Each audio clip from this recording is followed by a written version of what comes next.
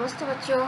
आज हम लोग कक्षा 6 का पाठ 8 मंत्र का प्रश्न उत्तर पढ़ेंगे। इसमें पहला प्रश्न है हमारा, डॉक्टर के लड़के कैलाश ने सांप को पाल रखा था, फिर भी सांप ने उसे क्यों काटा? इसका उत्तर है, कैलाश ने सांप का मुंह जोर से पकड़ लिया था। सांप को लगा कि वह उसे मारना चाहता है। सांप अपनी आत्मरक्षा के लिए कैलाश को काटा। दूसरा प्रश्न है हमारा, डॉक्टर चड्ढा बूढ़े व्यक्ति को क्यों खोज रहा था? तो इसका उत्तर होगा, डॉक्टर चड्ढा बूढ़े व्यक्ति के उपकार का बदला चुकाना चाहते थे तथा अपने पूर्व के किए व्यवहार का क्षमा मांगने के लिए उसे खोज रहे थे। तीसरा प्रश्न है, डॉक्टर के लड़के कैलाश को सांप ने काट लिया। इस खबर को सुनकर बूढ़े व्यक्ति को नींद क्यों नहीं आ रही थी? तो बूढ़ा व्यक्ति जो था उसे मानवता तथा कर्तव्य परायणता के कारण बूढ़ा व्यक्ति सो नहीं पा रहा था। वह अपना कर्तव्य और दायित्व को अच्छी तरह समझता था। 60 वर्ष की आयु में ऐसा कभी नहीं हुआ था कि वह ऐसा समाचार सुनकर न जाए सांप के काटने का मंत्र झाड़ने के लिए। पाठ से आगे, डॉक्टर द्वारा बूढ़े के लड़के को देखने से इनकार करने पर बूढ़ा व्यक्ति कैसा महसूस कर रहा होगा? अपने शब्दों में लिखिए। तो इसका उत्तर होगा, डॉक्टर द्वारा बूढ़े के लड़के को देखने से इनकार करने पर बूढ़ा व्यक्ति एकदम हताश हो गया।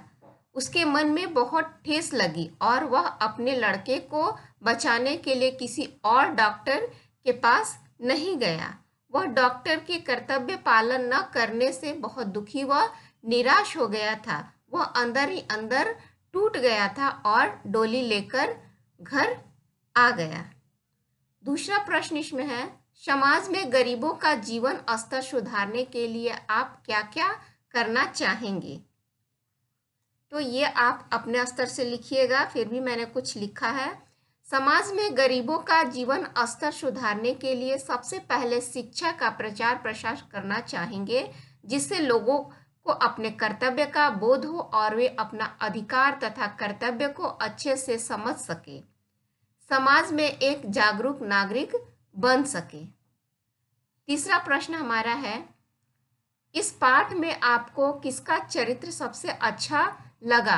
तो इस पाठ में हमें बूढ़े व्यक्ति का चरित्र सबसे अच्छा लगा, क्योंकि उसने इंसानियत का एक अच्छा उदाहरण समाज को दिया है। डॉक्टर चड्ढा के लड़के को बचाने के लिए आधी रात को न चाहते हुए भी जाकर उसके बेटे की जान बचाया।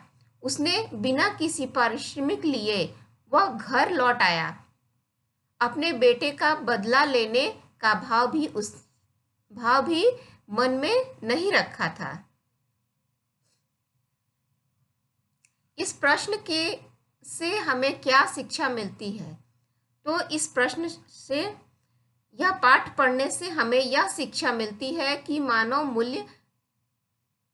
मानव कर्तव्य ही सर्वोपरि है। ईश्वर ने मानवता के रक्षा के लिए मानव को चेतना दी है, इसलिए जितना हो सके सभी का भला और निस्वार्थ भाव से करना चाहिए।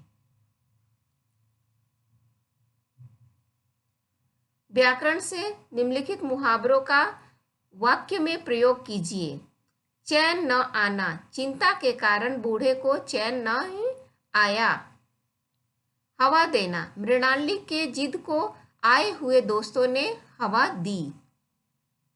पगड़ी उतारकर रखना, बूढ़े ने डॉक्टर के पैरों में अपनी पगड़ी उतारकर रख दी। भूत सवार होना, मृणालिनी को सांप देखने का भूत सवार था। कलेजा ठंडा होना, कैलाश के सांप काटने की बात सुन बूढ़े ने कहा, आज मेरा कलेजा ठंडा हो गया।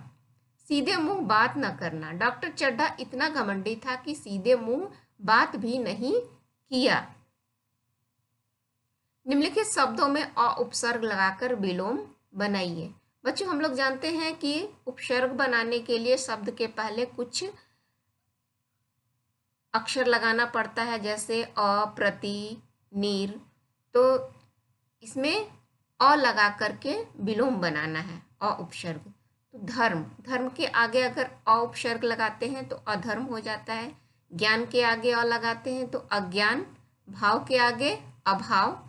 सहमत के आगे असहमत। सावधानी के आगे असावधानी। धन्यवाद।